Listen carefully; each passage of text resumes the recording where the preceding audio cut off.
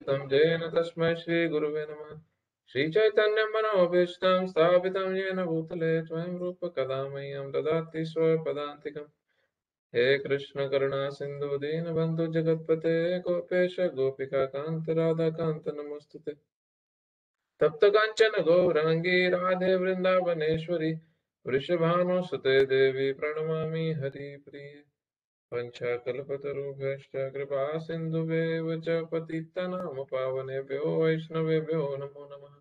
श्रीकृष्ण चैतन्य प्रभु नित्यानंद श्री अद्वैत गदाधर शिवासादि गौर भक्त वृंद। हरे कृष्ण कृष्ण कृष्ण हरे हरे, हरे राम राम राम हरे हरे।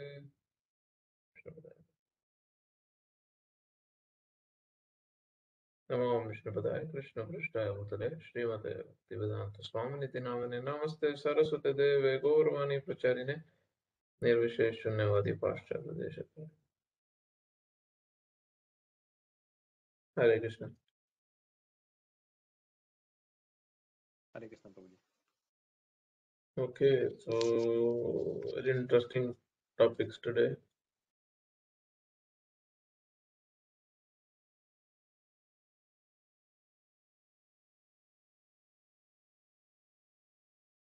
तो अब से लेके वर्स नंबर 25 तक pretty much सोल के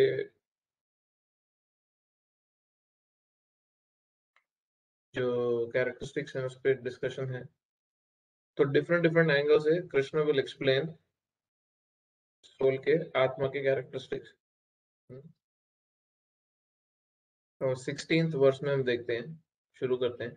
और बहुत सिस्टमैटिक एक्सप्लेनेशन है भगवान का इसमें, क्योंकि अभी वो अर्जुन का जो आर्ग्यूमेंट है करुणा के कारण, कंपैशन के कारण, वो अपनी ड्यूटी को नहीं निभाना चाहता, अपने रिलीजियस ड्यूटी से दूर भागना चाहता है। उस रीजन को डिफीट करने के लिए भगवान अर्जुन को एक हायर ट्रूथ दे रहे हैं, एक डीपर अंडरस्टैंडिंग दे रहे हैं एग्जिस्टेंस की, आइडेंटिटी की, कि बॉस तुम हो कौन पहले ये समझ लो, फिर बात करना त्याग की, और फिर बात करना कंपैशन की। तो जब व्यक्ति को ये समझता है कि उसकी एग्जिस्टेंस कंप्लीटली स्पिरिचुअल है और ये शरीर उसके ऊपर एक कवरिंग है, तो बहुत सारे लाइफ में चेंजेस आने निश्चित है। अगर कोई केयरफुली जस्ट इतनी बात को डीपली गहराई के साथ समझ ले कि मेरे लाइफ में मैं अभी तक जीवन जी रहा था, सारे के सारे सुख और दुख जो इस शरीर को और मेरे मन को आ रहे थे उसके हिसाब से, अभी मुझे भगवत गीता में से पता चलना शुरू हुआ कि शरीर और मन के अलावा भी मेरी एक तीसरी एग्जिस्टेंस है, जो मेरी रियल एग्जिस्टेंस है, जो मेरी एग्जिस्टेंस इटर्नली चली आ रही है। हाँ, शाश्वत एग्जिस्टेंस है मेरा, वहाँ जन्मों जन्मों से वो मेरी रियलिटी कंटिन्यू कर रही है। और ये बाहरी जो मेरी रियलिटी, ये भी रियलिटी है, ये कॉन्स्टेंटली चेंज हो रही है, शरीर और मेरा मन चेंज होता जा रहा है। तो मेरी जो आइडेंटिटी है, जो मेरा एग्जिस्टेंस है, वो परमानेंट होने के कारण व्यक्ति के बहुत बड़े बड़े स्ट्रेस ऑटोमेटिकली साइड हो जाते हैं। क्यों? क्योंकि जब हम ये देखने लगते हैं कि मुझे तो कुछ नहीं हुआ, हाँ मेरे शरीर को हुआ बट मुझे तो कुछ नहीं हुआ। जैसे एक व्यक्ति गाड़ी में बैठा है और वो गाड़ी चला रहा है, एक गाड़ी में व्यक्ति जा रहा है और किसी ने उसकी गाड़ी को ठोक दिया। अब कोई किसी की गाड़ी को अगर ठोकता है, टक्कर लगाए किसी ने, तो नेचुरली गुस्सा आएगा, नेचुरली उसको बुरा लगेगा, दुख भी होगा। बट सोचो, इमेजिन करो, आपकी गाड़ी को किसी ने ठोका, पीछे से टक्कर मारी, और आप डिप्रेशन में चले गए, और कईयों ने तो इसको सुसाइड तक लेके चले जाते हैं। क्यों? मेरी गाड़ी को मार दिया। अरे तुम तो सेफ हो, तुम्हें तो कुछ नहीं हुआ ना। उसकी अटैचमेंट, उसकी अटैचमेंट के कारण वो गाड़ी को ही स्वयं मानता है। हाँ, प्रभुपाद जी के एक बड़े सीनियर शिष्य हैं, वो जोकिंगली बोलते हैं, अहंकार, अहंकार के कारण, वो वर्ड्स के साथ खेलते थे, तो बोलते हैं अहंकार, संस्कृत में इसको अहंकार बोलते हैं ना, अहंकार को वो अहंकार बना दिया है उसने। कि मैं ही ये गाड़ी हूँ। हाँ? अहंकार के कारण वो खुद को ही गाड़ी मानने लगता है, और गाड़ी को जैसे ही कुछ दुख होता है, वो समझता है कि मेरा जीवन समाप्त हो गई। नहीं, हमारे को गाड़ी का ध्यान रखना है, बट ये मैं बार-बार रिपीट करता रहूँगा ये सारी चीज़ें एटलीस्ट इस सेक्शन में, क्योंकि ये बहुत ही इम्पोर्टेंट बेसिस है, ये सिद्धांत समझना बड़ा ज़रूरी है।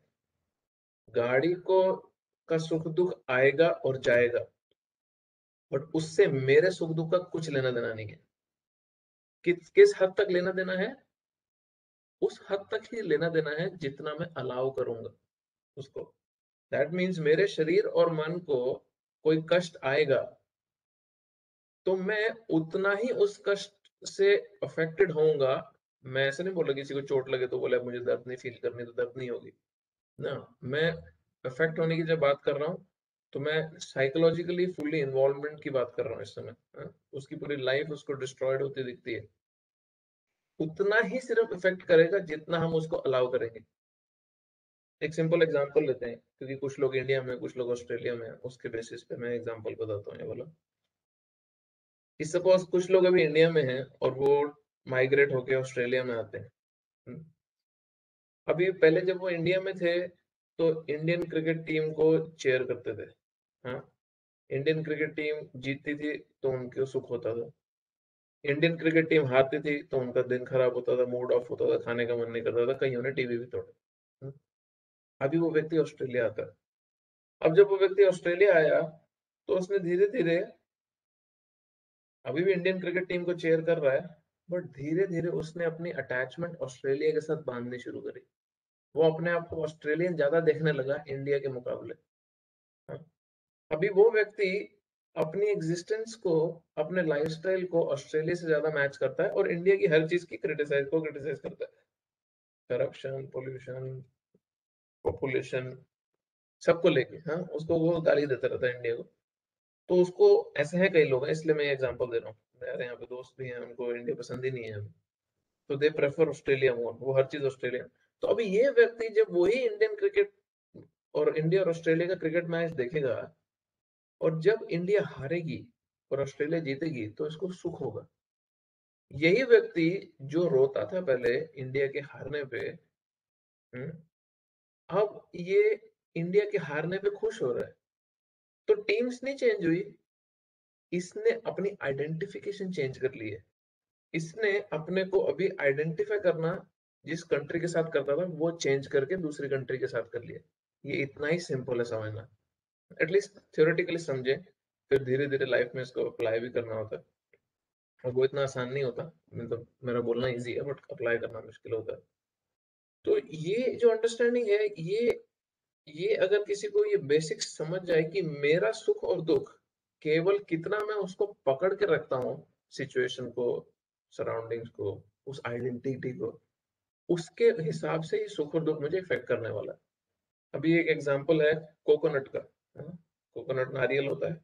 नारियल के बाहर हार्ड शेल होता है और अंदर उसमें सॉफ्ट नारियल होता है, ब्राउन वाले नारियल में, जो ड्राई हो जाता है।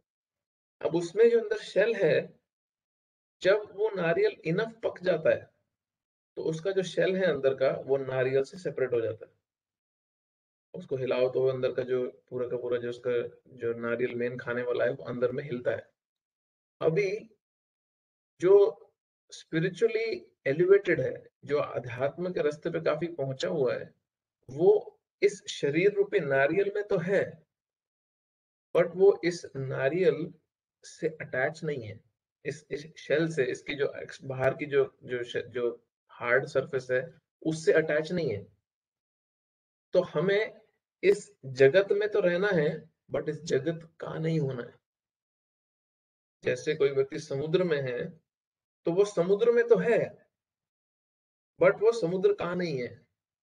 अब ये कैसे समझे? ये तभी व्यक्ति कर सकता है, जब वो समुद्र के अंदर तो है, बट वो भगवान की शिक्षाओं की बोट में, या भगवान की शिक्षाओं की शिप में है। तो वो पानी से टच नहीं हो रहा, पानी से अफेक्ट नहीं हो रहा। क्यों?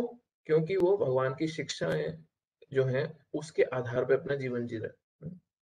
तो ये भगवत गीता की नॉलेज हमारे लाइफ में ट्रांसफॉर्मेशन ग्रेजुअली लाएगी। अभी डिपेंड करेगा कौन कितना जल्दी इसको अपनी लाइफ में अप्लाई करता है, प्रैक्टिस करता है, रिजल्ट देखता है, उसके बेसिस पे ये रिजल्ट नेचुरली प्रोड्यूस करेगा। सो हम वर्स नंबर 16 से शुरू करेंगे और अभी से लेके आगे के जो वर्सेस है उसमें बहुत इंटरेस्टिंग तरीके से कृष्णा सोल के कैरेक्टरिस्टिक्स को बता रहे हैं। सोल किस तरह की ये जल नहीं सकते, इसमें इसकी अविनाशी है, इसमें बहुत सारे डिफरेंट डिफरेंट वर्ड्स यूज करेंगे भगवान। किस तरह की अव्ययम का वर्ड, एक अव्यय बहुत होगा, इम्पेरिशेबल है। तो हम देखते हैं काफी सारे बड़े इंटरेस्टिंग वर्सेस हैं अभी के श्लोक है जो है आगे के, वो 16 वर्स बोलो।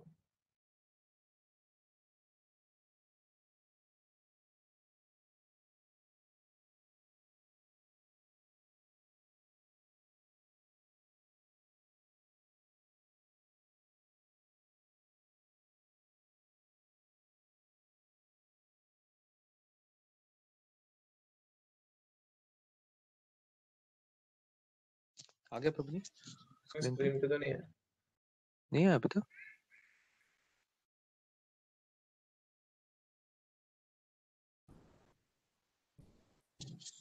स्ट्रेंज।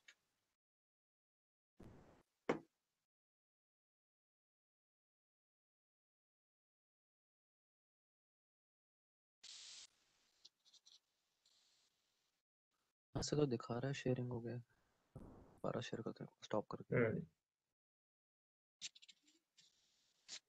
तब तक प्लीज आप सबसे एक रिक्वेस्ट है, आपको जब तक इस को शेयर कर रहे हैं स्क्रीन को, आप प्लीज अपने लाइफ में एक एग्जांपल ऐसा सोचें जब आपके लाइफ में ये ट्रांसफॉर्मेशनल मोमेंट कभी आया हो, जहाँ पे आपको कभी पर्सनली एक्सपीरियंस हुआ हो कि, मैं ये नहीं बोल रहा कि रियलाइजेशन हुआ हो कि पूरी तरह से साक्षात्कार हो गया कि हाँ मैं शरीर नहीं आत्मा हूँ, बट कभी ऐसा हुआ हो कि मेरी एग्जिस्टेंस, मेरी जो रियलिटी है वो शरीर और मन से अलग भी कुछ है। क्योंकि मैं पहले रीड करके मैं पूछना चाहता था, बट अभी अगर कोई शेयर करना चाहता है तो कर सकते हैं कि कभी ऐसा एक्सपीरियंस हुआ हो और वो बहुत रिलीविंग एक्सपीरियंस है, वो बहुत रिलीव कर देता है कि ये शरीर और मन को ही हो रहा है ना तकलीफ, मुझे तो नहीं हो रहा। कोई है किसी के साथ हुआ ऐसा कभी एक्सपीरियंस, कभी किसी को ये अंडरस्टैंडिंग कभी स्ट्राइक करी हो?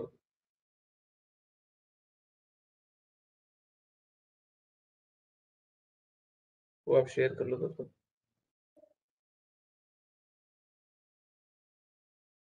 आगे। अब आया प्रभु। हाँ भी आ गया। कोई है किसी को अपना एक्सपीरियंस शेयर करना है? अगर हुआ है तो, नहीं हुआ तो of course mute he better है। सॉरी प्रभु मैंने मिस कर दिया, क्या क्वेश्चन था, मैं भूल गया।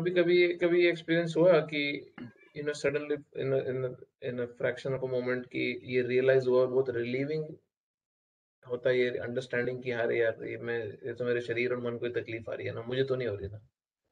तो यस प्रभु मेरे ख्याल से एक ही बार आई है आज तक।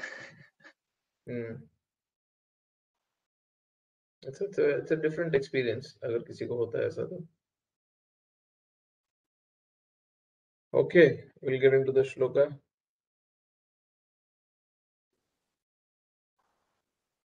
नासतो विद्यते भावो न भावो विद्यते सतः उभयोरपि दृष्टोऽन्तस्त्वनयोस्तत्त्वदर्शिभिः। तत्वदर्शियों ने ये निष्कर्ष निकाला है कि असत भौतिक शरीर का तो कोई चिर स्थायित्व नहीं है, किंतु सत आत्मा अपरिवर्तित रहता है। उन्होंने इस दोनों की प्रकृति के अध्ययन द्वारा यह निष्कर्ष निकाला है। क्या निष्कर्ष निकाला है? कि जो शरीर है, मटेरियल बॉडी, जो जो नॉन एग्जिस्टेंट है, जो असत है, उसमें उसमें किसी भी प्रकार का कोई उस वो बहुत लंबे समय तक टिक नहीं सकता। उसका एक स्टार्टिंग पॉइंट है और एक खत्म होने का पॉइंट है। जबकि जो आत्मा है उसमें कोई चेंज नहीं होता। हाँ? किसी प्रकार का भी कोई चेंज नहीं होता। हाँ? उन्होंने इन दोनों की प्रकृति ये जो कहाँ से समझा है, इसका अध्ययन द्वारा समझा है। दोनों को ये रियलाइज नॉलेज है, इसको एक्सपीरियंस करके उन्होंने ये निष्कर्ष निकाला है। नीचे तात्पर्य,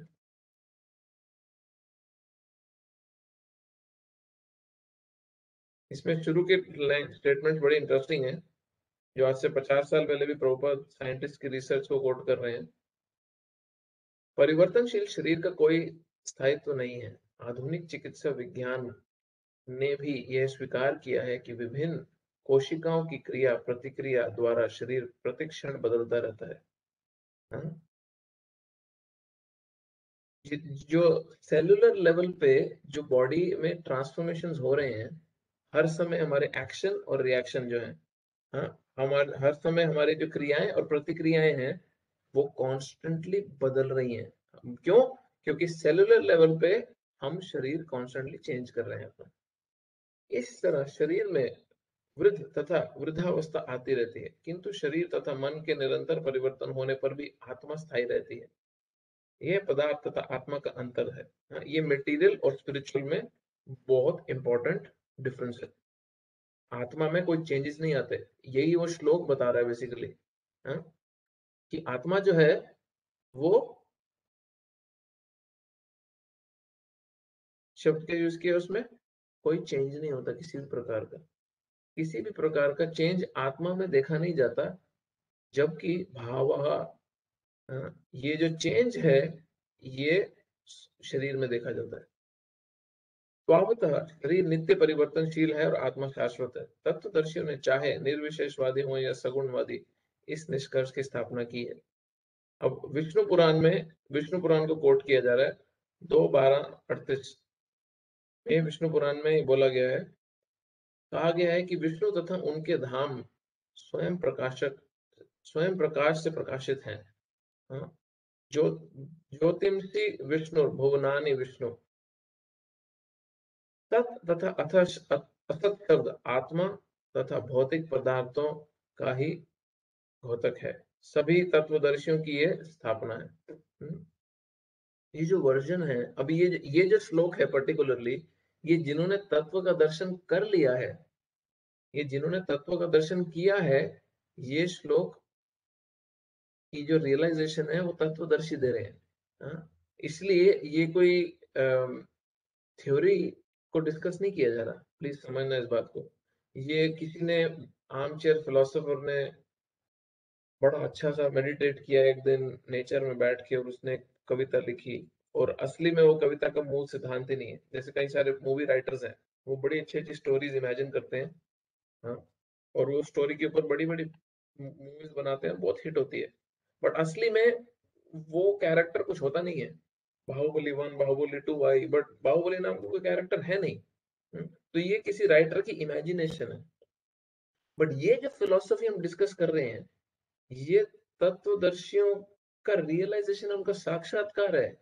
ये उनके थॉट प्रोसेस में आया हुआ कुछ अमेजिंग, बड़ा इंटरेस्टिंग, फार आउट आइडिया नहीं है। हाँ? ये उनका साक्षात्कार है, उनकी रियलाइजेशन है। इसलिए जो रियलाइजेशन होती है किसी व्यक्ति की, वो रियलाइजेशन और उसको वो थ्योरी बताना, उसमें बहुत बड़ा अंतर है। हाँ? इसलिए बार बार तत्वदर्शी शब्द का इस्तेमाल किया जा रहा है यहाँ पे।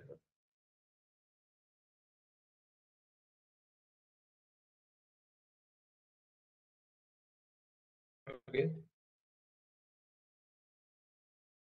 तभी तत्वदर्शियों की ये स्थापना है। हाँ, नहीं, वही तात्पर्य था ना पिछला।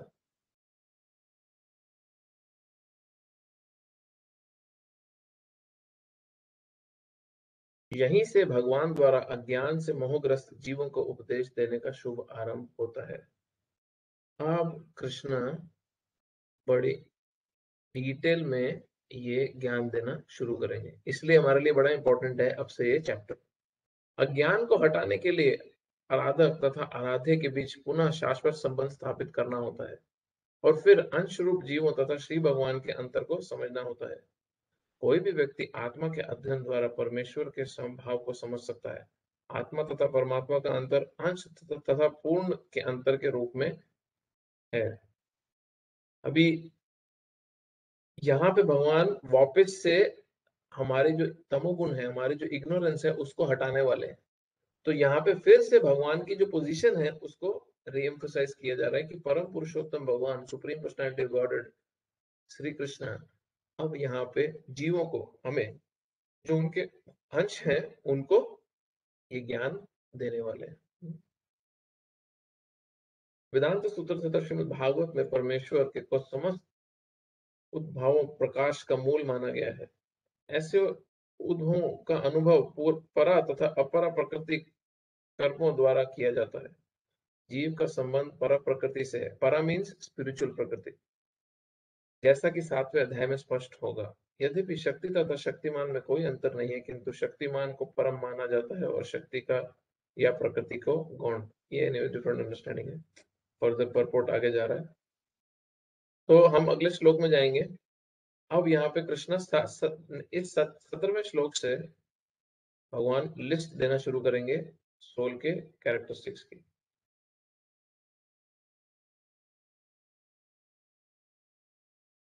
तो ये जो 17वां और 18वां श्लोक है, 17वां और 18वां श्लोक जो है, इसमें भगवान क्या बता रहे हैं?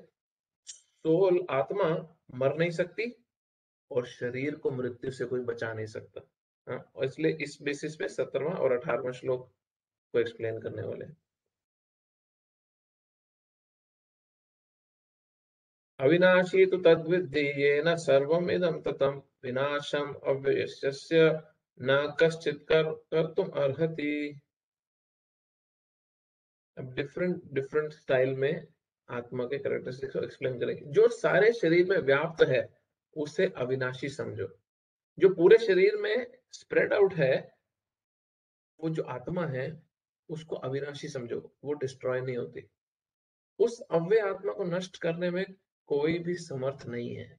कोई जितना मर्जी ट्राई कर ले, इस आत्मा को डिस्ट्रॉय नहीं कर सकता। तो इसके इस 17वें श्लोक का जो तात्पर्य है वो उसमें बड़ा इंटरेस्टिंग पॉइंट्स प्रभुपाद बता रहे हैं। इस तात्पर्य में आप नीचे आओगे, तात्पर्य में पूरा तात्पर्य नहीं पढ़ेंगे, बट मैं बेसिक मेन पॉइंट्स उसमें डिस्कस कर लेता हूँ। अब देखो सामने जो श्लोक है, पालग्रस्त भागस्य शतत कल्पितस्य च, और उसके नीचे सेम श्लोक दिए जो दूसरे शास्त्र में दिया है, एक श्वेताश्वतर उपनिषद में दिया है, और उसके बाद दूसरा दोबारा से श्लोक दिया है केशाग्रस्त भागस्य। ये क्या दिया है? ये सोल की डायमेंशन दी है। समझना, अगर आप बाल लेते हो, एक सर का बाल लेते हो अपना, अब सर के बाल की जो टिप है, जो सर के बाल की टिप है, उस टिप को 100 पीसेस में डिवाइड कर दो। सर के सिर्फ बाल की टिप को, पूरे बाल को नहीं, सर के बाल की टिप को 100 पीस में डिवाइड करना है। हाँ? केशाग्र शतभागस्य, केश का जो अग्र है उसको शतभाग में, 100 भागों में डिवाइड करना है। शतांश सादृशात्मकः जीव सूक्ष्म स्वरूपोऽयं संख्यातीतो हि चित्तनः। अभी तो एक पीस आपने निकाला है, जो 100 पीस आपने डिवाइड करे हैं, उसमें से एक पीस को ले लो और उस एक पीस को वापस से 100 में डिवाइड करो।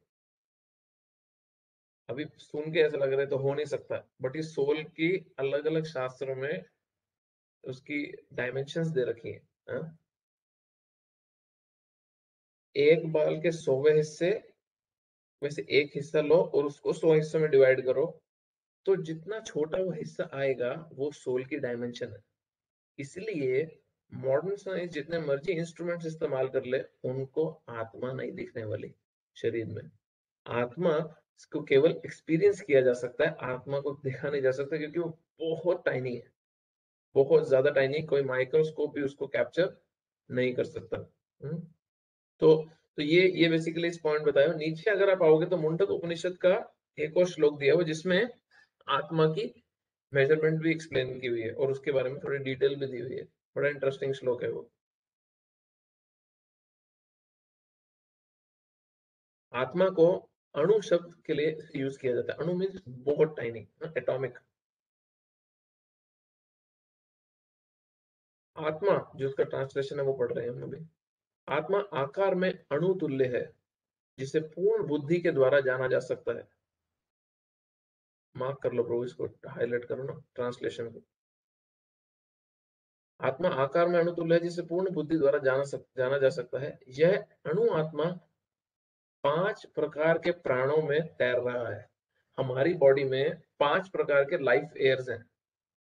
हाँ, हमें सब पता नहीं है ये सब चीजें, बट हमारी बॉडी में 5 प्रकार के लाइफ एयर्स हैं। हाँ, जो एयर है हमारी बॉडी में 5 प्रकार की हैं।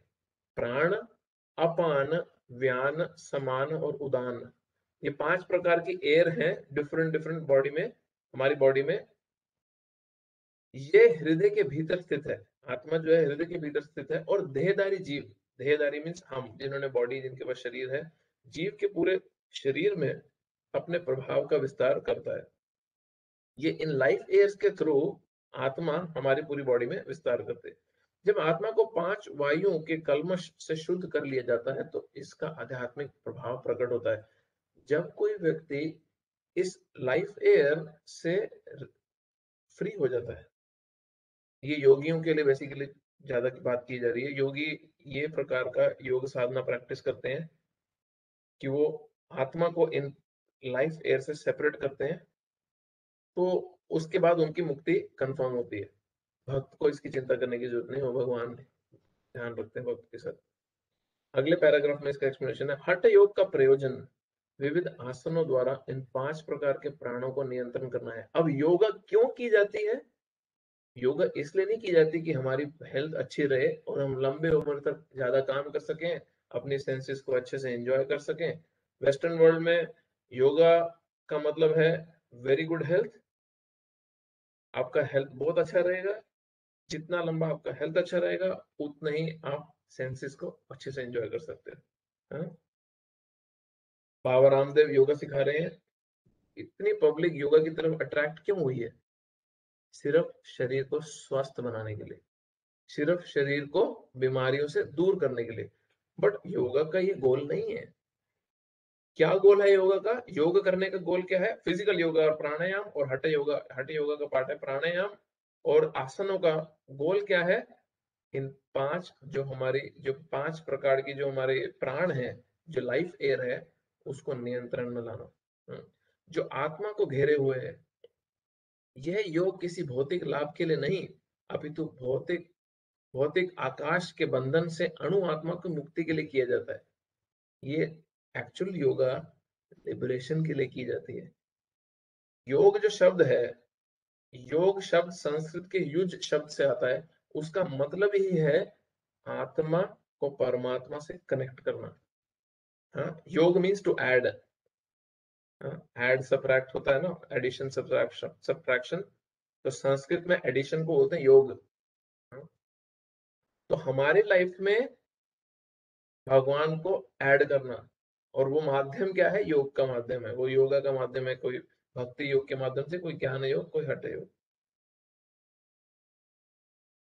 इस प्रकार अणु आत्मा को सारे वैदिक साहित्य ने स्वीकार किया है, करा है, और प्रत्येक बुद्धिमान व्यक्ति अपने व्यवहारिक अनुभव से इसका प्रत्यक्ष अनुभव करता है।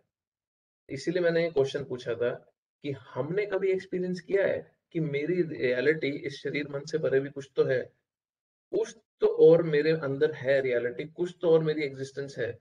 बड़ा इंपॉर्टेंट है देखना। सिर्फ सिर्फ इतना फंस ना जाए हम अपने डेली रूटीन में, इस रैट रेस में। सुबह उठें, काम पे जाएं, आए, परिवार चलाएं, वापस से प्लानिंग करें कि काम पे कैसे जाना है, परिवार कैसे चलाना है, और उसी में फंस गए।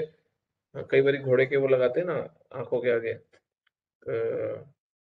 प्रोटेक्शन, ये ना इधर देखे ना उधर देखे। हाँ, सिर्फ स्ट्रेट स्ट्रेट चलता रहे। तो हमारे को ये हटाना है ताकि हम ब्रॉडर पिक्चर, बड़ी पिक्चर, लाइफ की असली कंप्लीट पिक्चर को देख सकें। और सिर्फ जो हमारे को एक कंज्यूमर सोसाइटी दिखाना चाहती है, वो ना देखें सिर्फ, और उसके बेसिस पे अपना लाइफ ना चलाते रहे, ना चलाते रहे, ना चलाते रहे। केवल मूर्ख व्यक्ति, अब ये हमारी बात हो रही है थोड़ी बहुत, केवल मूर्ख व्यक्ति ही इस अणु आत्मा को सर्वव्यापी विष्णु तत्व के रूप में सोच सकता है।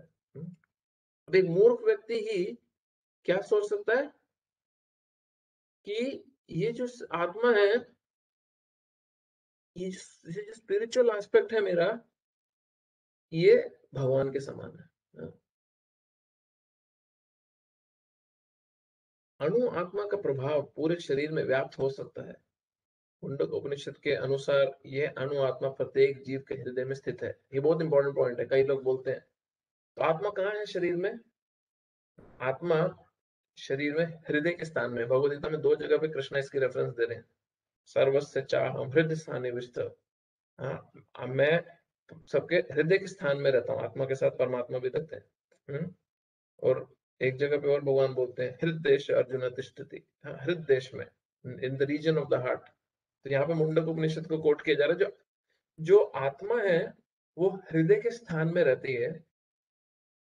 और आत्मा की वर्किंग कैसे होती है? अब हार्ट है, वो ब्लड प्रोड्यूस करता है, ब्लड पंप आउट करता है और पूरी बॉडी में रेड ब्लड सेल्स के थ्रू वो स्प्रेड होता है ब्लड हमारे। अब हृदय के स्थान में आत्मा है, तो बेसिकली आत्मा का जो सिम्टम है वो है कॉन्शियसनेस। जो एनर्जी आत्मा से प्रोड्यूस होती है वो ब्लड के थ्रू पूरी बॉडी में स्प्रेड आउट होती है। तो अभी एक मरे हुए व्यक्ति में भी खून है। हाँ, खून तो उसकी बॉडी में हर बॉडी पार्ट में होता है, बट वो जो खून उसकी बॉडी पार्ट में है, आत्मा निकल जाने के कारण एनर्जी सप्लाई बंद हो जाती है। जो आत्मा, जो सोल का जो जो सिम्टम है, जो कॉन्शियसनेस है, चेतना है, जो एनर्जी, जो रेड ब्लड सेल्स के को इंस्ट्रूमेंट बना के शरीर तक पहुंचाई जाती है, वो खत्म हो जाती है। अब इसका बड़ा सिंपल तरीका है देखने का। सपोज मैं अपने हाथ पे यहाँ पे बहुत टाइट एक रोप बांध दूं, एक रस्सी बहुत टाइटली बांध दूं अपने हाथ पे, इतनी टाइट बांध दूं कि मैं ब्लड सर्कुलेशन रोक दूं अपना। तो क्योंकि मैंने ब्लड सर्कुलेशन रोका और मेरी बॉडी में कॉन्शियसनेस ब्लड ब्लड को एज अ व्हीकल बना के ट्रैवल करती है। जो चेतना है, जो आत्मा की एनर्जी है, वो खून के द्वारा, खून को ऐसा गाड़ी की तरह, खून की गाड़ी पे बैठ के वो मेरे शरीर में ट्रैवल करती है। अब मैंने उसको रोक दिया है तो मेरे को ऐसा लगा कि ये मेरा बॉडी का पार्ट डेड हो चुका है, उसमें कोई भी कॉन्शियसनेस नहीं है। हाँ, बट मटेरियल साइंस इसको केवल और केवल ब्लड तक ही देख सकती है। हाँ, रेड आरबीसी तक ही लेके जा सकती है सिर्फ इसको। बट उससे डीप भी कुछ है, और वो है सोल, आत्मा, जिसकी एनर्जी ट्रांसफर होती है आगे। तो आगे का जो तात्पर्य है उसमें बेसिकली ये एक्सप्लेन किया हुआ। आखिरी पैराग्राफ निकालना इस तात्पर्य का।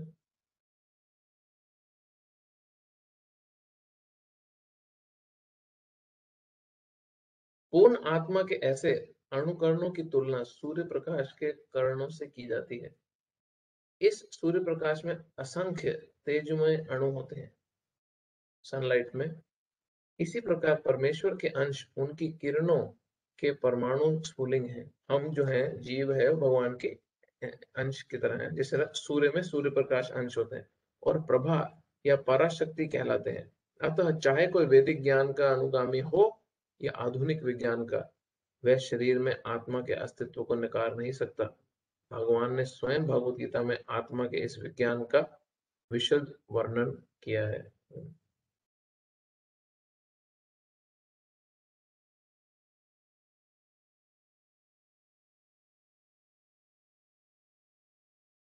अगला श्लोक।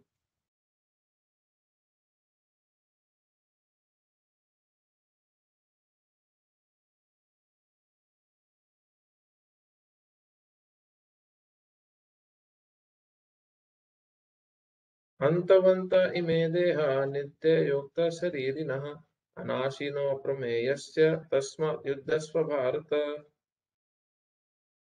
कंटिन्यू कर रहे हैं कैरेक्टरिस्टिक्स सोल के। अविनाशी, अप्रमेय तथा शाश्वत जीव के भौतिक शरीर का अंत अवश्यम भावी है। अतः हे भरतवंशी, युद्ध करो। अब ये जो जो मटेरियल बॉडी है, अब ये उल्टी बात कर रहे हैं। जो मटेरियल बॉडी है किसकी? अविनाशी आत्मा की, जिसको मेजर नहीं किया जा सकता, अप्रमेय।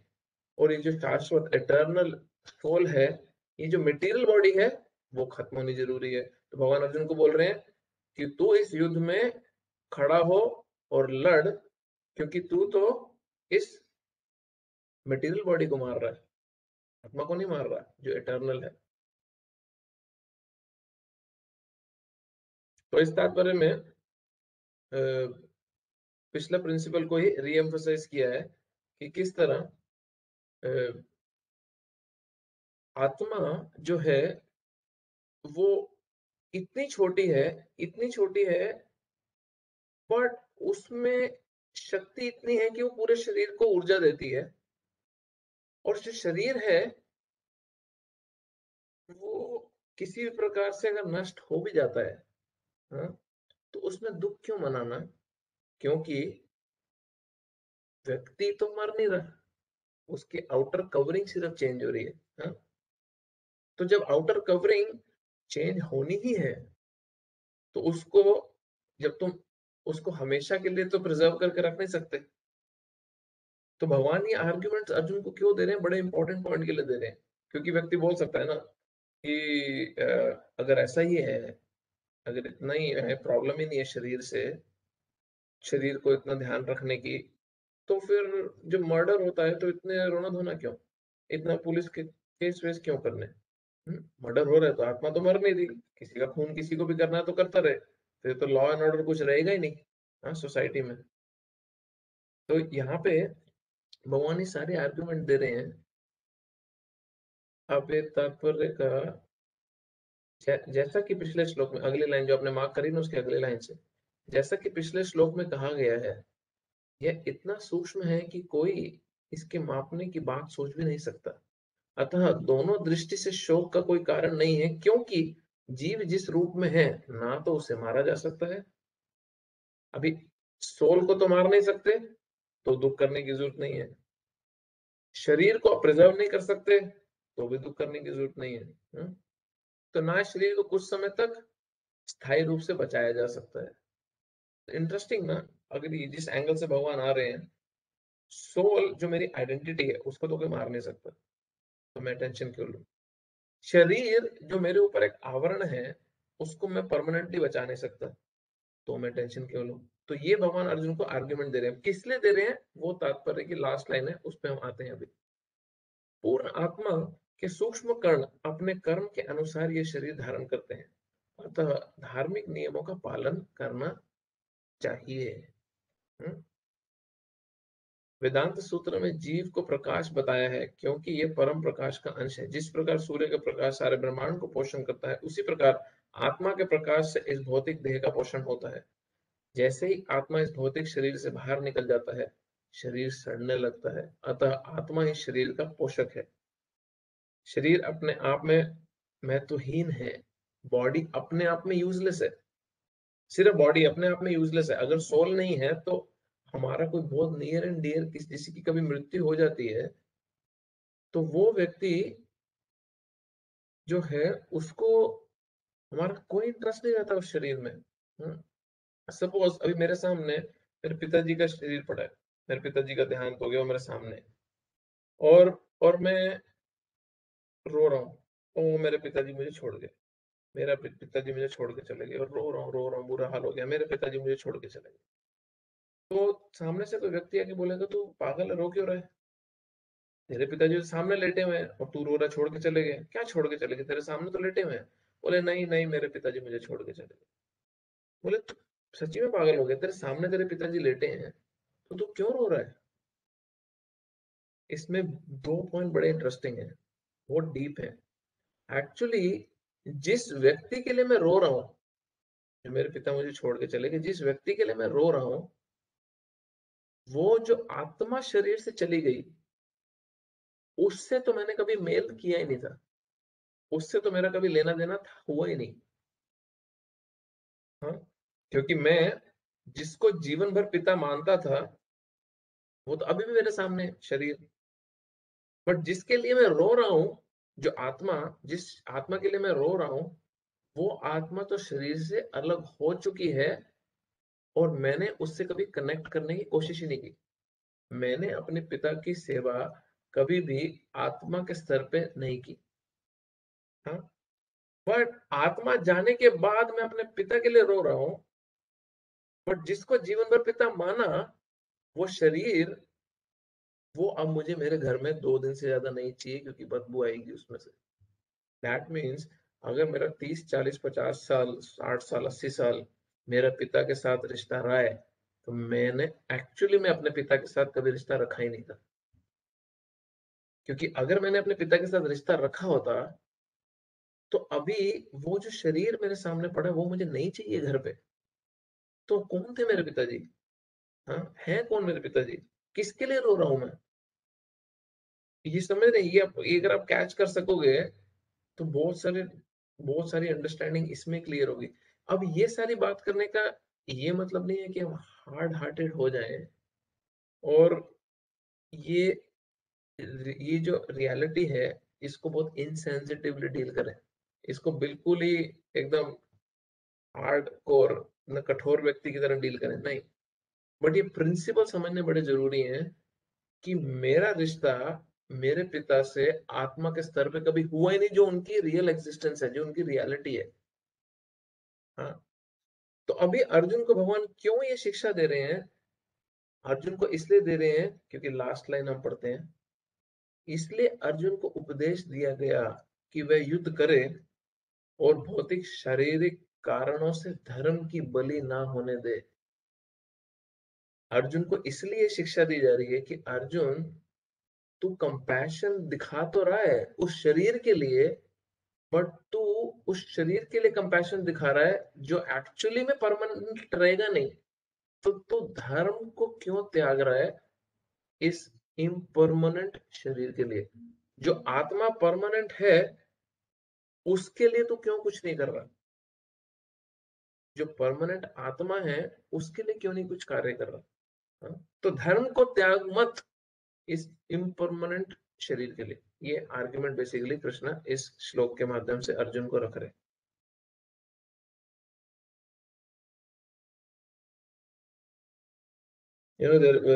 रिसर्च करी गई थी बहुत साल पहले बाय, कई लोग उनको फादर ऑफ न्यूरोसर्जरी भी बोलते हैं, डॉक्टर विल्डर पेनफील्ड, कैनेडियन डॉक्टर थे वो, और उनकी सर्जरी बड़ी इंटरेस्टिंग थी। उन्होंने पेशेंट के स्कल को ऑपरेट कर रहे थे, तो न्यूरोसर्जन थे, तो उन्होंने पेशेंट के स्कल को ऑपरेट करा करते समय देखा कि आइडेंटिफाई किया कि जब पेशेंट हाथ उठाता है, उसको जब बोलो हाथ उठाओ, और पेशेंट जब अपना हाथ उठाता है, तो ब्रेन का एक सर्टन पार्ट जो है वो ब्रेन का सर्टन पार्ट ट्रिगर होता है। एक सेकेंड।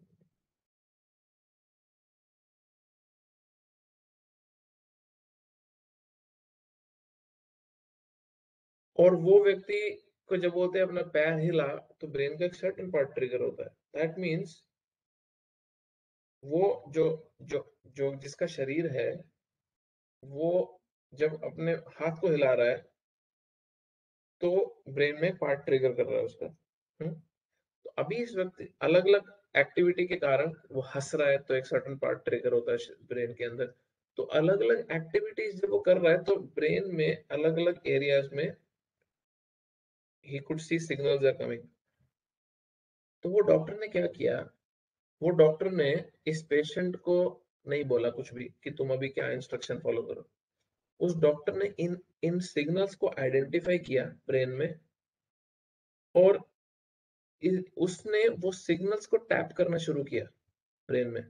उसने जब हाथ वाले सिग्नल को टैप करा तो हाथ हिला, पैर वाले को करा तो पैर हिला। हम्म?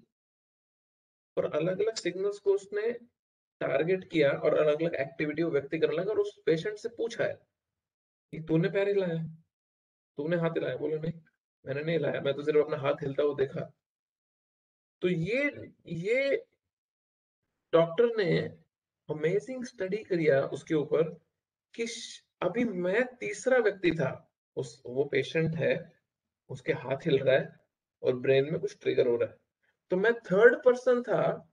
या ये एग्जांपल प्लीज ध्यान से समझना, मैं थर्ड व्यक्ति था, थर्ड पर्सन था, जो ब्रेन के पॉइंट्स को ट्रिगर कर रहा था, जिससे हाथ हिल रहा था।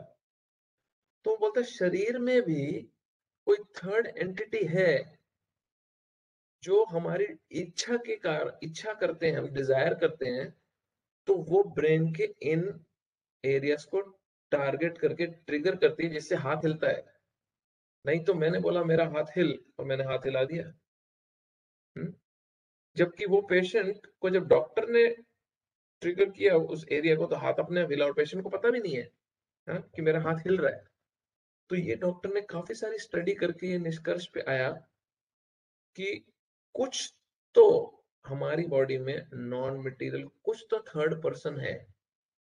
और फिर ये डॉक्टर ने स्टडी में अपने कंक्लूड किया कि soul is existing within our body, जो कमांड दे रहा है। हाँ, बहुत अच्छा रिसर्च है, आप गूगल कर सकते हो। विल्डर पेनफील्ड, हाँ, Canadian neurosurgeon, is no more there, but काफी पुरानी रिसर्च, काफी पहले की रिसर्च है, बहुत बहुत सक्सेसफुल, बहुत बड़ा डॉक्टर था ये।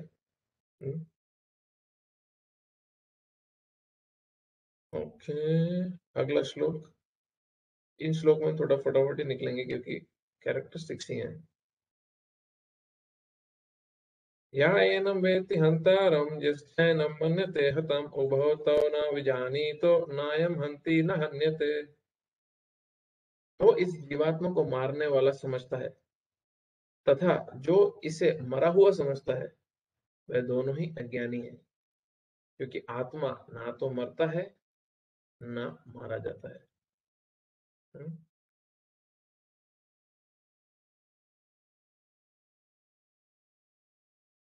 तो एक मिनट श्लोक का दिखाओ ना वापस। जो इस जीवात्मा को, सोल को मारने वाला समझता है कि क्या, जो सोल है वो खून कर रही है, या जो ये सोचता है कि सोल का खून हो गया। हाँ, इसमें एक मात्रा गलत लगाई है इन्होंने, जो लिखा है ना, वो दोनों ही अज्ञानी है, क्योंकि आत्मा ना तो मरता नहीं, मारता है, ना मारा जाता है।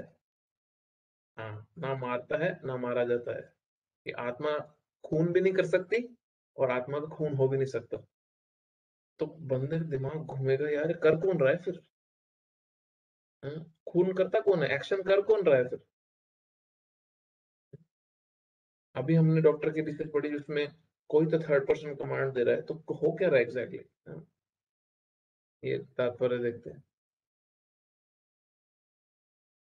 जब देहधारी जीव को किसी घातक हथियार से आघात पहुंचाई जाती है, तो ये समझ लेना चाहिए कि शरीर के भीतर जीवात्मा मरा नहीं। ये तो हमें पता है। आत्मा इतना सूक्ष्म है कि इसे किसी तरह के भौतिक हथियार से मार पाना असंभव है, जैसा कि अगले श्लोक में स्पष्ट हो जाएगा। ना ही जीवात्मा अपने आध्यात्मिक स्वरूप के कारण बद्ध है। हाँ? जिसे मारा जाता है या जिसे मरा हुआ समझा जाता है, वह केवल शरीर होता है। हाँ? इसका आत्मा से कुछ लेना देना नहीं है, किंतु इसका तात्पर्य शरीर के वध को प्रोत्साहित करना नहीं है। वैदिक आदेश में, जो वैदिक आदेश, मां हिंसयात सर्वभूतानि, किसी भी जीव पे हिंसा ना करें, ना ही जीवात्मा अवध्य है। का अर्थ है यह कि पशु हिंसा को प्रोत्साहन दिया जाए। हाँ? तो जो जो एनिमल स्लॉटर है, एनिमल किलिंग है, उसको इनकरेज नहीं किया जाना चाहिए इसके माध्यम से। प्रभुपाद जी तात्पर्य में ये जो जो इन श्लोकों को गलत इस्तेमाल किया जा सकता है, वो डाउट्स क्लियर कर रहे हैं। हम्म? किसी भी जीव के शरीर की अनाधिकार हत्या करना निघन है, और राज्य तथा भगवत विधान के द्वारा दंडनीय है। स्टेट गवर्नमेंट भी उसको पनिशमेंट देगी, और भगवान का जो लॉ है, प्रकृति के नियम, लॉ ऑफ कर्म है, वो भी पनिशमेंट देगा। किंतु अर्जुन को तो धर्म के नियमानुसार मारने के लिए नियुक्त किया जा रहा था, किसी पागलपन वश नहीं। अर्जुन धर्म की स्थापना करने के लिए अपनी ड्यूटी निभा रहा था। एंटरटेनमेंट के लिए, पावर के लिए, ऑयल के लिए, राज्य की एक्सपेंशन के लिए खून करने नहीं निकला था सोल्जर्स पे। हाँ? अपना, अभी अभी कोई व्यक्ति बोल सकता है कि कोई जिहाद करता है, अगर तो वो भी धर्म की स्थापना के लिए कर रहा है।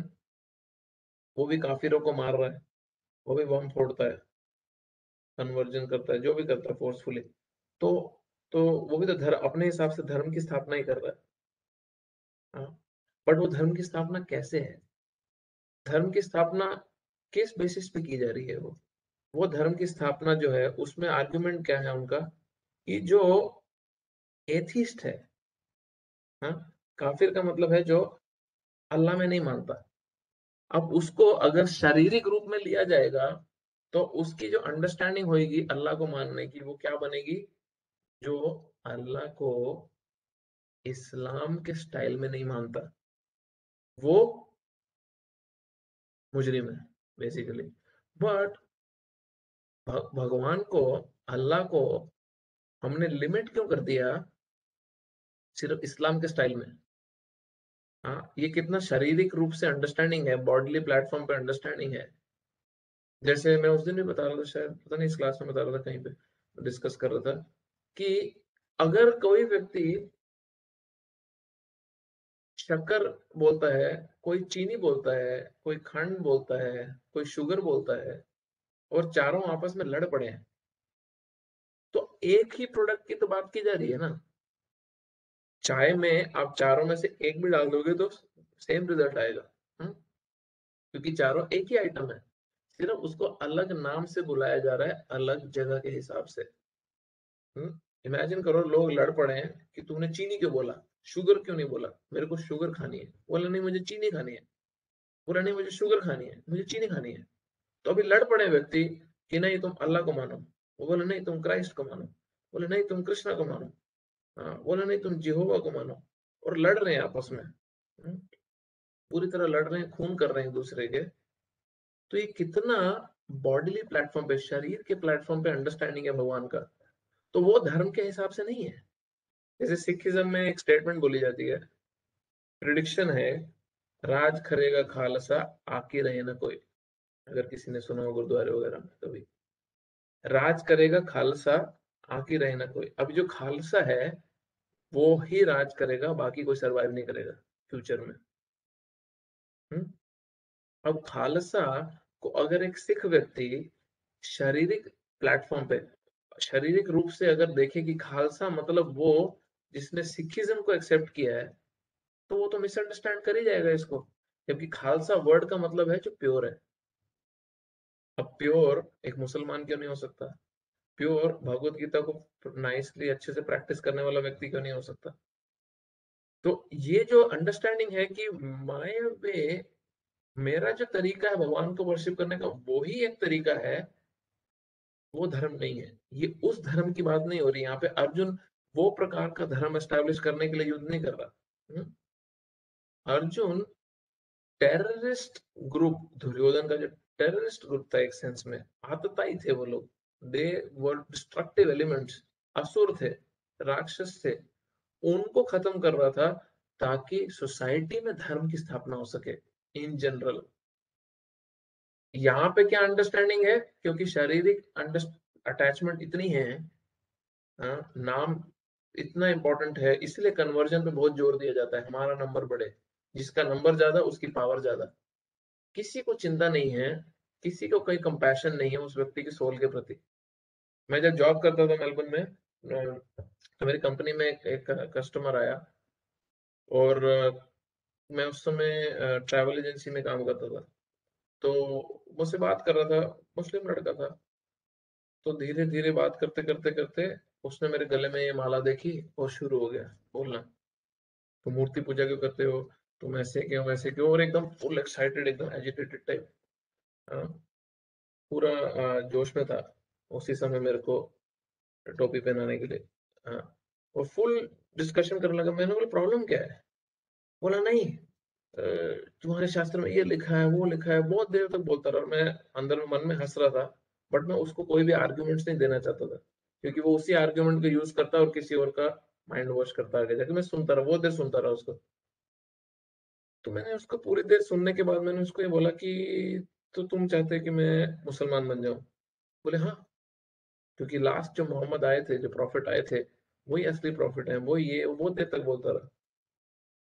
तो मैंने उसको पूरी बात खत्म होने के बाद मैंने उसको बोला कि देख, मेरे एक क्वेश्चन है तुझसे कि तुमने इतना देर तो मुझे कन्विंस करने में लगा दिया, बट तेरी जितनी भी देर तूने स्पीच दी, मुझे तेरी स्पीच में मेरे प्रति करुणा नहीं दिखी, मेरे को हेल्प करने का भाव नहीं दिखा।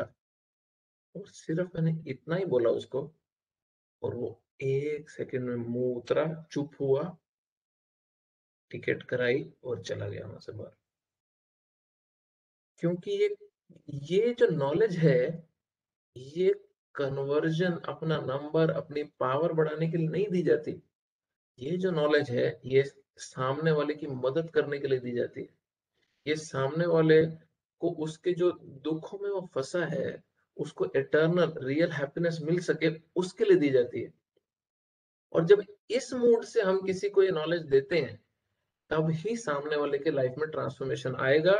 अदरवाइज ये केवल और केवल शो बिजनेस बन के रह जाएगा, नंबर गेम बन के रह जाएगा, केवल ड्रामेबाजी बन के रह जाएगा। हम्म? तो ये धर्म की स्थापना अर्जुन करुणा के कारण भगवान चाहते थे। भगवान के मन में जितनी करुणा है जीवों के प्रति, उतनी किसी के मन में नहीं है। तो भगवान धर्म की स्थापना करुणावश करते हैं। ये असली कंपैशन है भगवान का। इसलिए उस कंपैशन के कारण कुछ लोगों को मारना भी पड़ा, तो वो धर्म को स्थापना के लिए करेंगे। मैं मेलबर्न में एक यूनिवर्सिटी में लेक्चर दे रहा था, तो वहां पे एक क्रिश्चियन लड़की आती थी, शी वॉज वेरी फेवरेबल। तो उसने, अब जो उसने अपने चर्च वर्च में सुना होगा, तो उसके बेस पे उसने मुझसे चैलेंज करते क्वेश्चन पूछा कि तुम भगवत गीता सिखा रहे हो, भगवत गीता तो एक वायलेंस की किताब है। मैं, कैसे वायलेंस की? क्योंकि वो बैटल फील्ड के ऊपर है, वो युद्ध भूमि के ऊपर लिखी किताब है, और उसमें वायलेंस इंकरेज की जा रही है। तो पांडवों ने तुमने इतने लोग, करोड़ों लोग मार दिए गए सिर्फ राज्य के लिए, ऐसा क्यों, ऐसा क्यों?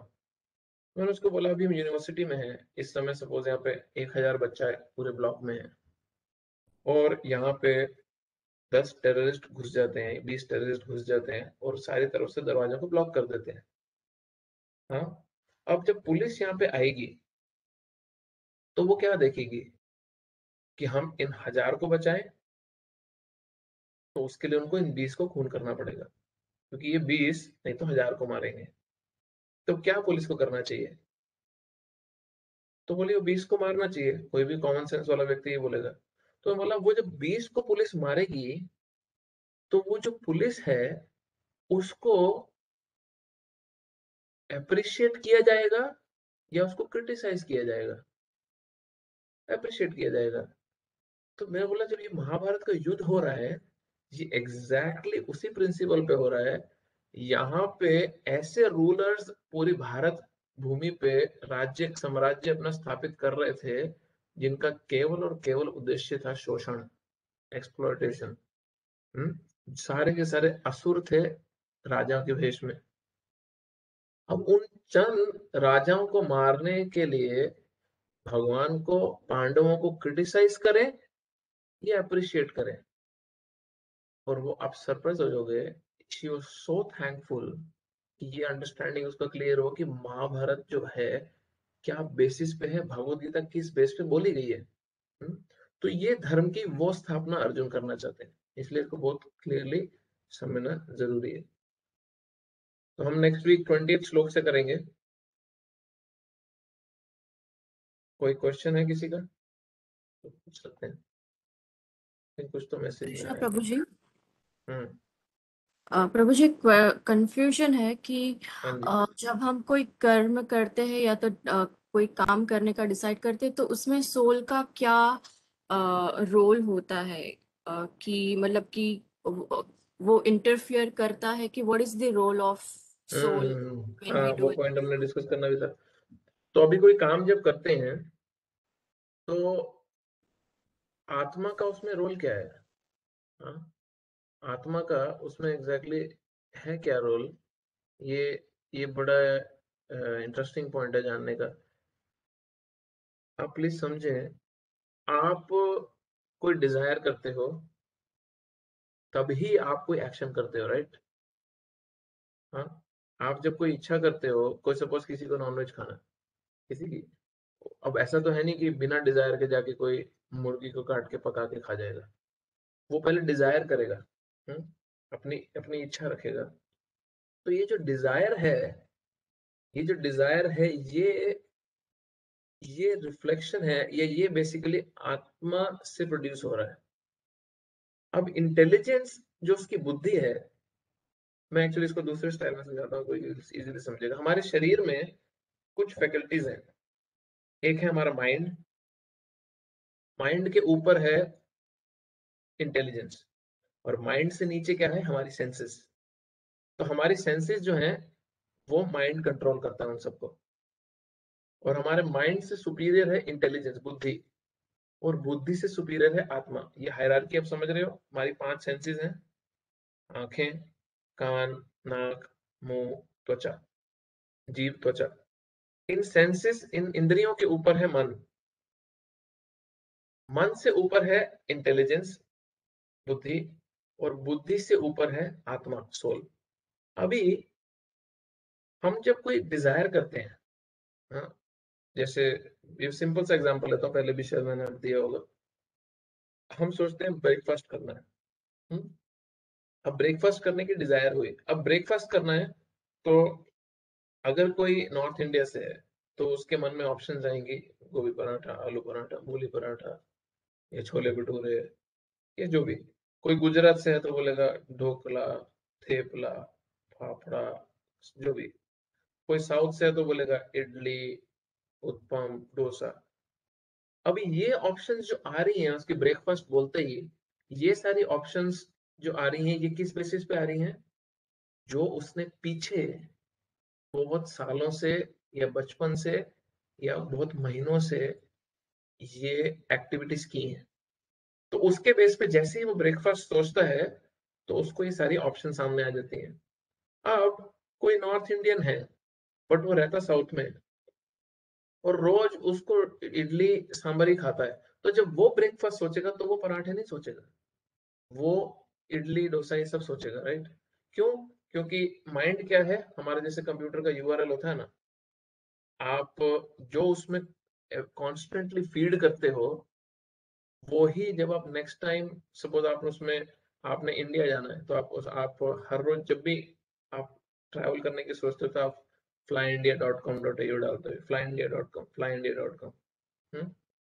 अब आपने एक दिन सोचा अभी इंडिया नहीं जाना, अभी जर्मनी जाना है, तो अभी आपको वेबसाइट तो डालनी है flygermany.com, बट जैसे ही आप फ्लाई लिखोगे, उसमें flyindia.com का ऑटोमेटिकली ऑप्शन आ जाएगा। इंटरनेट में जो इंटरनेट यूज करते हैं उनको समझेगा मैं क्या बोल रहा हूँ।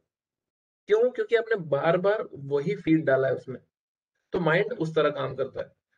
अब जब माइंड ने सपोज ऑप्शन प्रोड्यूस कर ली कि मुझे ये 4 ऑप्शन है, आलू पराठा, गोभी पराठा, मूली पराठा, ये या 4 ऑप्शन मुझे सामने है। अब इंटेलिजेंस क्या करती है, बुद्धि का काम क्या है? बुद्धि जो है, इंटेलिजेंस का रोल है डिस्क्रिमिनेट करना, मतलब बताना कि सही क्या है, गलत क्या है, बेटर क्या है, तेरे लिए अच्छा क्या है, तुझे मजा किस में आएगा। ये इंटेलिजेंस का काम है। अभी सपोज किसी को एलर्जी है, या किसी को मोटा नहीं होना, हम्म, तो वो क्या बोलेगा, उसकी इंटेलिजेंस क्या बोलेगी, देख बॉस, आलू में कार्ब्स बहुत होते हैं और तेरा फैट बढ़ेगा, तेरे को पराठा खाना ही है ना, तो तू फ्राई मत करा और गोभी डलवा ले उसमें। इंटेलिजेंस, जितनी हमने इंटेलिजेंस को ट्रेनिंग दी है, उतना ही इंटेलिजेंस अपनी क्षमता को यूज करेगा हमारे को एक राइट डायरेक्शन देने के लिए, इसलिए इंटेलिजेंस सुपीरियर है। अब प्रॉब्लम क्या है कि मेजॉरिटी ऑफ द पब्लिक जो है, उन्होंने अपनी इंटेलिजेंस को, अगर तो कोई ट्रेनिंग दी है, तो केवल मटेरियल ट्रेनिंग दी है। तो जब लाइफ में डिसीजन मेकिंग की बात आती है, सपोज कोई चॉइस, कोई करियर चॉइस है, या लाइफ के मेजर डिसीजंस हैं, कोई पार्टनर चूज करना है किसी ने, या जो भी है, जो मेजर डिसीजंस है लाइफ में किसी के, तो वो अपनी इंटेलिजेंस के बेसिस पे ही डिसीजन लेता है। जितनी उसने अपनी इंटेलिजेंस को ट्रेनिंग दे रखी है, वो उसके बेस पे वो माइंड को सजेस्ट करेगा कि बॉस तेरे लिए ना इस समय करियर इंपॉर्टेंट है, हाँ, तू करियर पे फोकस कर। कि क्या मंदिर वंदिर जाना, क्या भगवत गीता सीखना, ये कोई उम्र है भगवत गीता सीखने की? अब इंटेलिजेंस को जैसी शिक्षाएं मिली हैं, इंटेलिजेंस माइंड को वैसे सजेस्ट करता है। अब आपका क्वेश्चन है तो आत्मा कहाँ बीच में पिक्चर में आई? तो इंटेलिजेंस सिर्फ सजेस्ट करता है, मतलब अप्रूव, इंटेलिजेंस सिर्फ डायरेक्ट करता है कि हाँ ये बेटर है। माइंड जो है वो सिर्फ ऑप्शंस बताता है, क्या करूं, ये सब ऑप्शंस है। जो सोल है, जो व्यक्ति जो खुद है, वो बोलता है यस। बट ज्यादातर जो व्यक्ति है वो अपनी इंटेलिजेंस के बेसिस पे दी हुई डायरेक्शन को यस करता है।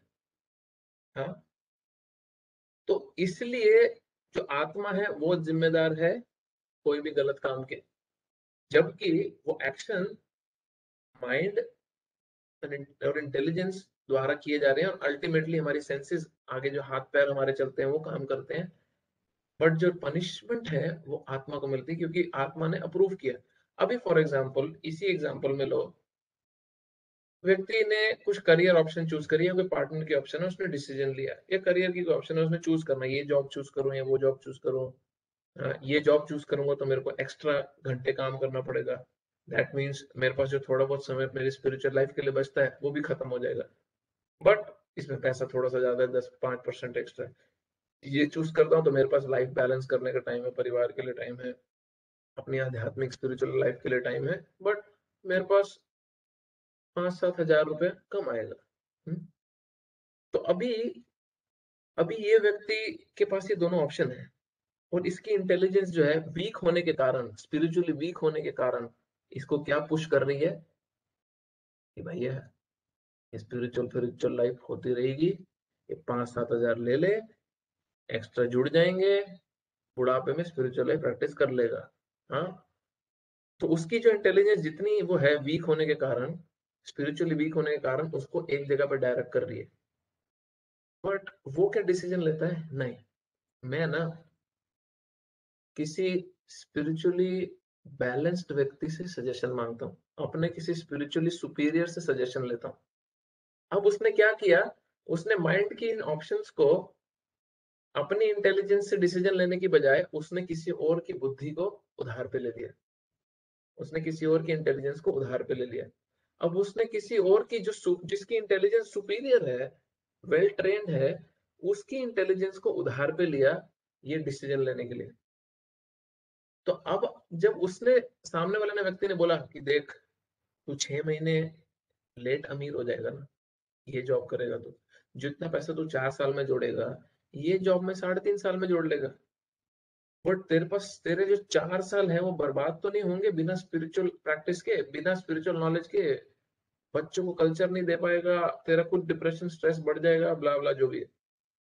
तो अभी उसने सुपीरियर इंटेलिजेंस को भी सुन लिया, अपनी इंटेलिजेंस भी देख ली, और माइंड ने ऑप्शंस भी दे दी। अब डिसीजन जो लेना है वो लेना होता है आत्मा को, वो हमें डिसीजन लेना होता है कि वो किसको चूज करे। इसलिए जो इम्प्लीकेशन है, इसलिए जो दंडनीय है, वो इस कारण से हमारे पे पड़ता है।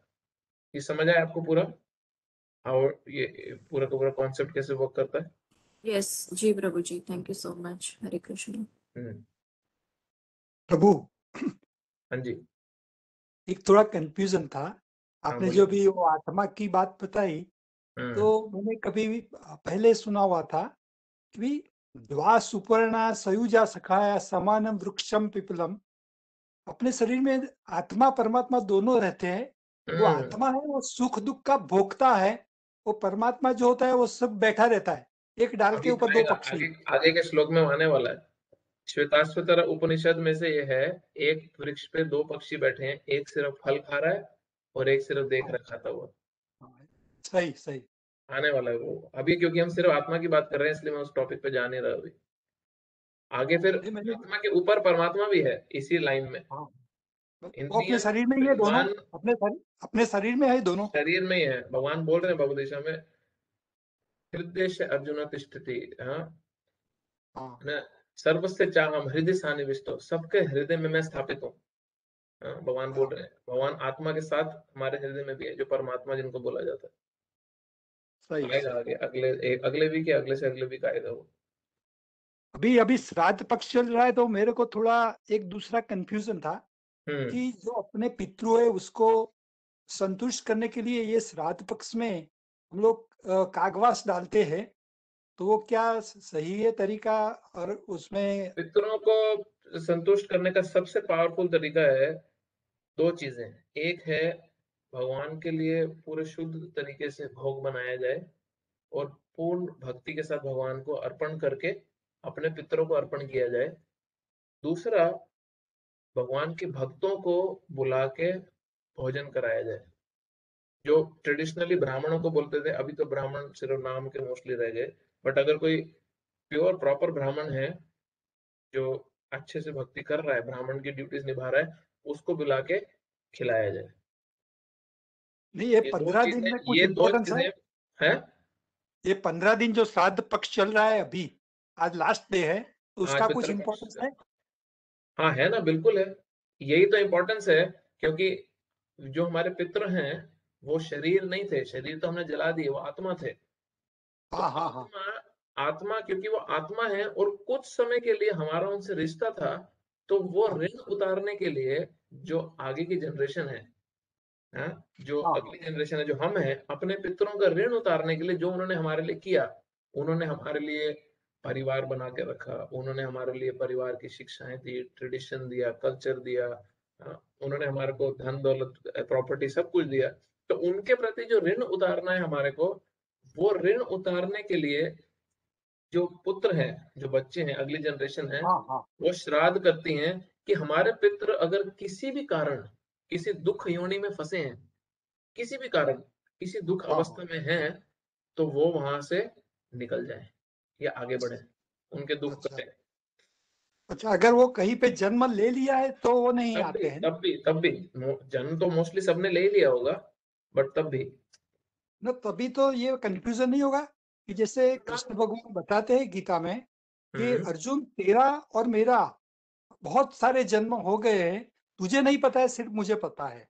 तो तो वो केस में क्या होगा? पता होने और ना होने से तो कुछ नहीं, हमें तो अपनी ड्यूटी करनी है ना। नहीं, क्या इसमें क्या होगा कि मेरे जो पिता है उन्होंने भी बहुत सारे जन्म लिए हैं और मैंने भी बहुत सारे जन्म लिए, तो बिल्कुल मेरे को खुद को भी बहुत जगह पे जाना पड़ेगा, क्योंकि मैं भी किसी का पितृ था और मेरे बिल्कुल पिता भी बहुत लोगों के पितृ थे, क्योंकि बिल्कुल उनका आत्मा तो एक ही है, उनने बहुत करेक्ट सारे शरीर बदले, तो वो करेक्ट बहुत जगह पिता थे, तो कहाँ करेक्ट। कहाँ जाएंगे, ऐसा तो कंफ्यूजन था। अभी अभी इसमें कंफ्यूजन की बात नहीं। अभी जो पितृ थे या जो भी आपके पिता थे, उन्होंने जहां जहां पे समय बिताया है, जिस जिस शरीर में समय बिताया है, वहां वहां उस शरीर में वो कुछ कार्य करके गए हैं, और वहां वहां उस शरीर में उनकी अटैचमेंट्स हैं, और हाँ, वहां पे पाप और पुण्य वो करके गए हैं। ऐसा नहीं है कि ये सपना था जो खत्म हो गया, ये बराबर। सच्चाई थी, बट छोटे समय की सच्चाई थी। तो इसलिए इसलिए हमारा श्राद्ध करना तो और जरूरी हो जाता है कि अगर उन बेचारे पितरों के कई पूर्व, कई ऐसे अगली जनरेशन बहुत ही पापी निकले, तो एटलीस्ट हम तो कारण बने उनको सुधारने का, और बराबर। कोई हमारे लिए भी कर रहा होगा। और पृथ्वी के ऊपर जो सनातन हिंदू धर्म है वही लोग ये श्राद्ध वाली बात मानते हैं, क्योंकि और जो आत्मा की क्रिश्चियन है अंडरस्टैंडिंग और बाकी धर्मों रिलीजियन। में बहुत कम है। हाँ, आत्मा का जो अंडरस्टैंडिंग है बाकी धर्मों में बहुत कम है, ना के बराबर है प्रैक्टिकली। सही बात। तो अपने जो पूर्वज थे वो कहीं और रिलीजियन में भी शायद जन्म लिया हो तो वो नहीं आएंगे, सिर्फ कहीं सनातन हिंदू कहीं धर्म में लिया हो वो आएंगे, हाँ, बहुत शरीर वाले। इसीलिए श्राद्ध बहुत जरूरी है। जबकि भगवान के शुद्ध भक्तों के लिए श्राद्ध की जरूरत नहीं है, क्योंकि वो तो भगवान के धाम चले गए, बट फिर भी ये रीति निभानी चाहिए। एक हरे क्वेश्चन है कृष्ण। किसी का। हरे कृष्ण को। हरे Krishna. There are times in our lives when we are at crossroads, it's difficult to decide or choose, and we are not as fortunate as Arjuna to have Krishna as our guide. I understand that while doing devotion, we shouldn't have no strings attached, but can we expect that if we pray to Krishna and request him, he will help us solve our issue? Asking this so as to make sure that I know what to say when we dial in. Okay, Krishna के पास, अर्जुन के पास कृष्ण थे guidance के लिए, हमारे पास तो कृष्ण नहीं है guidance के लिए, तो क्या हम भगवान को प्रे कर सकते हैं और हमारे को गाइडेंस मिलेगी? हाँ, बिल्कुल मिलेगी। भगवान की इंस्ट्रक्शंस फॉलो करके गाइडेंस सबको मिलती है। और भगवान की एक इंस्ट्रक्शन है कि हमारे को अगर भगवान तक पहुंचना है तो हमारे को गुरुपाद आश्रय, गुरु का आश्रय लेना जरूरी होता है। हम एक क्वालिफाइड व्यक्ति को गुरु रूप में स्वीकार करें और उनसे शिक्षाएं लें, उनसे गाइडेंस लें। और कोई क्वेश्चन है किसी का? हरे कृष्णा प्रभु जी। हरे कृष्ण। प्रभु जी एक क्वेश्चन थी, अपने गौरांग महाप्रभु जी ने जैसा कहा है कि भगवान के दर्शन होने पर हमें जो आनंद और जो खुशी मिलती है और वो खुशी और आनंद भगवान के इटसेल्फ उनके नाम पर है। तो हम अगर ये नाम की जब से कर रहे हैं, I am doing since last 1.5 years, तो वो खुशी और आनंद हमें अभी तक नहीं मिली। दैट मीन्स मैं क्या किसी गलत रास्ते पर चल रहा हूँ? बस ये एक जानना था। तो इसमें एक बड़ा अच्छा श्लोक है जो चैतन्य महाप्रभु ने, गौरांग महाप्रभु ने, केवल उन्होंने शिक्षाएं तो बहुत दी अपने शिष्यों को, बट उन्होंने खुद से सिर्फ 8 श्लोक लिखे हैं। उसको बोलते हैं शिक्षाष्टकम, शिक्षा अष्टकम। उसमें पहला श्लोक है चेतो दर्पण मार्जनम भव महादावाग्नि निर्वापणम श्रेय कैराव चंद्रिका विद्यावतु जीवनम आनंदम बुद्धिवर्धनम प्रतिपदम पूर्णामृत स्वादनम सर्वात्मानम परम विजयते श्री कृष्ण संकीर्तनम। तो चेतना, अभी जब हमने माला शुरू करी है तो हमारे चेतना के दर्पण का क्लीनिंग स्टार्ट होता है। हाँ? चेतो दर्पण मार्जनम, उसके बाद क्या होता है? भव महा दावाग्नि निर्वापन। ये जो तो अग्नि है इस भौतिक जगत की, मटेरियल जगत की, जो अग्नि जिसके कारण हम जल रहे हैं, मटेरियल डिजायर्स की अग्नि, वो शांत होने लगती है। हाँ? श्रेया कैराव चंद्रिका, फिर क्या होता है? जो मून लाइक इफेक्ट है भगवान का, जो भगवान का सूदिंग कूलिंग इफेक्ट है उनके होली नेम का, वो हमारे को ठंडा करने लगता है। हाँ? आनंदम बुद्धि वर्धन, फिर जाके आनंद में वर्धन होता है, इंक्रीज होता है। हाँ? तो ये पूरी प्रोग्रेशन दे रखी है किस तरह एक भक्त के जीवन में धीरे धीरे होता है। तो अभी तो हजारों लाखों जन्मों का इतना हमारे चेतना पे कचरा है। तो अभी तो 1.5 साल आप बोल रहे हो चैंटिंग करते हैं, बहुत साल निकल जाते हैं। अगर कोई अच्छे से चैंटिंग कर रहा है तो ये क्लीनिंग होके अगला स्टेज आना शुरू होता है। इसका मतलब ये नहीं है कि बड़ा लंबा प्रोसेस है। हमने हजारों लाखों जन्मों का गार्बेज इस एक जन्म में खत्म करने की ठानी है भगवान की भक्ति करके। जो लाखों लाखों जन्मों का गार्बेज अगले हजारों लाखों जन्म में क्लीन होएगा किसी और प्रोसेस के माध्यम से, शास्त्र के प्रोसेस के माध्यम से। भक्ति का प्रोसेस इस एक जन्म में उसको क्लीन करने के काबिल है, पर समय लगता है। ग्रेजुअली उसके रिजल्ट्स दिखते हैं और सबको दिख रहे हैं जो बहुत समय से कर रहे हैं। नहीं तो 20-20 साल, 25-25 साल, 50-50 साल के भक्त हैं, हमारे साथ मेलबर्न में ही रहते हैं, उनको कंटिन्यू करने का कोई कारण ही नहीं है, कोई जरूरत ही नहीं है उनको कंटिन्यू करने की। हाँ? तो ये जो है, ये जो श्रद्धा है, ये जो फेथ है, इसको ब्लाइंडली नहीं रखना कि हाँ हाँ वैसे बोला तो होगा होगा। हमारे पास एग्जाम्पल्स हैं ऐसे जो ये हैप्पीनेस को एक्सपीरियंस कर रहे हैं। तो अगर इमेजिन करो आपके इतने अनंत कोटि जन्मों का पूरा कचरा एक जीवन में भक्ति सॉल्व कर दे तो बुरा क्या है उसमें? 1.5 साल तो अभी आपने शुरू ही किया है। अभी तो आप उसके इनिशियल इफेक्ट्स सिर्फ देखोगे। इनिशियल इफेक्ट्स क्या होंगे पता है? इनिशियल इफेक्ट होंगे कि आपका काम, क्रोध पे, लोभ, मोह पे हल्का कंट्रोल आपको फील होगा अगर आप अच्छे से कर रहे हो तो। हाँ, सिर्फ ऐसे नहीं किसी किसी राम राम किसी किसी राम राम गाड़ी चलाते हुए माला कर रहा है, और नंबर खत्म हो गया। और मतलब उसको फॉर्मेलिटी नहीं करना। अगर आप अच्छे से करोगे तो आपको ये रिजल्ट्स दिखने ही पड़ेंगे। फिर हम नोट करेंगे कि यार मैं पहले कैसे डिजायर्स रखता था, अभी मेरी डिजायर चेंज कैसे हो गई है। अभी मैं क्यों, मेरी इच्छाएं भी क्यों हो रही है कि मुझे स्पिरिचुअली प्रगति करनी है। ये भगवान के नाम के कारण ही हो रहा है। मेरी इच्छा ही क्यों है कि मुझे भगवत गीता सीखनी है। पहले तो मैं बिल्कुल नालायक था एकदम इन चीजों में, मन ही नहीं करता था मेरा। ऐसा नहीं है कि भगवान का जो हरि नाम है वो कोई रिजल्ट प्रोड्यूस नहीं कर रहा, वो रिजल्ट प्रोड्यूस कर रहा है, बट क्योंकि अभी हमारे जो जो चेतना का जो मिरर है, शीशा है, उस पर गंदगी इतनी है, जो उसको सफाई करने में भी रिजल्ट दिख रहा है ना, वो अपने आप में बहुत बड़ा रिजल्ट है, जो हमने कभी उम्मीद भी नहीं की थी। हाँ? तो इसलिए कभी भी डिस्करेज मत होना ये देख के कि दूर कितना जाना है। हमेशा अपने आप को इनकरेज करना, पीछे मुड़ के देख के कि मैं 1.5 साल में कितना आगे आ गया हूँ, क्योंकि हम एक बहुत बड़ा गोल साधने की कोशिश कर रहे हैं। प्लीज समझना इस बात को, हम एक बहुत बड़ा गोल अचीव करना चाहते हैं भक्ति के प्रोसेस से। ये मजाक नहीं है। हम एक पुराण में एक डिस्क्रिप्शन आती है कि जितने जन्म हम ले चुके हैं, अगर उन शरीरों को एक के ऊपर एक खड़ा किया जाए तो माउंट एवरेस्ट की चोटी को भी पार कर जाएगा। इतने जन्म हम ले चुके हैं। अब इतने जन्म हमने लिए हैं तो इतने जन्म हमने पाप भी किए हैं, पुण्य भी किए हैं।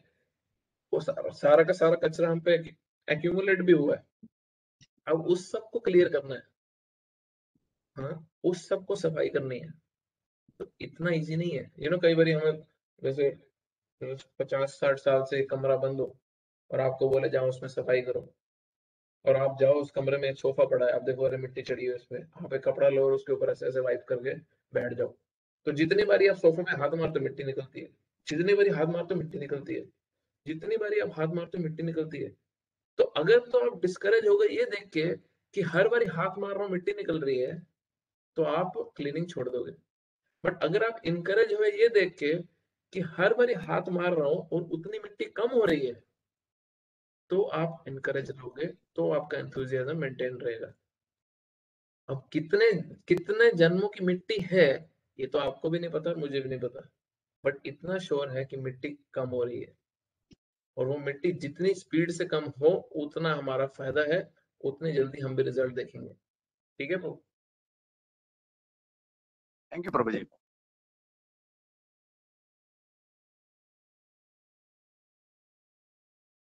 क्वेश्चन है, Sanatan Dharma is Hindu Dharma? What is the meaning of Sanatan? Sanatan Dharma का हिंदू धर्म से कुछ लेना देना नहीं है। हिंदू सबसे पहली बात तो शास्त्रों का शब्द नहीं है। और सनातन धर्म का सिंपल मीनिंग है वो रिलेशनशिप भगवान के साथ जो हमेशा से हमेशा तक हो। अब हिंदू धर्म में और सनातन धर्म में सिमिलैरिटी क्या है कि हिंदू धर्म जो वर्ड है वो टर्म यूज करी जाती है एक्चुअली में सनातन धर्म को बताने के लिए। बट हिंदू अपने आप में कोई शब्द नहीं है बेसिकली। तो सनातन धर्म का मतलब है हमेशा से लेके हमेशा तक जो आत्मा का परमात्मा से सेवा का रिश्ता रहेगा, वो सनातन धर्म है। मतलब एक और क्वेश्चन है चैट में, जब हम बोलते हैं कि हम आत्मा है शरीर नहीं है, तो इसका क्या मतलब है कि हम बॉडीली अटैचमेंट से आइडेंटिफाई ना करें? इसका क्या मतलब है कि हम अपने रिश्तेदारों से, फ्रेंड से अपना अटैचमेंट ना बनाएं? इसका मतलब ये नहीं है कि हम अपने रिश्तेदारों से अटैचमेंट ना बनाएं। इसका मतलब ये है कि उनसे अटैचमेंट ये समझ के बनाएं कि हम भगवान के अंश हैं, और ये जो है मेरे रिश्तेदार, ये भी भगवान के अंश हैं, और इनकी सेवा करना ये सोच के कि ये भगवान के अंश हैं, ये मेरा भगवान से रिश्ता और स्ट्रॉन्ग करेगा।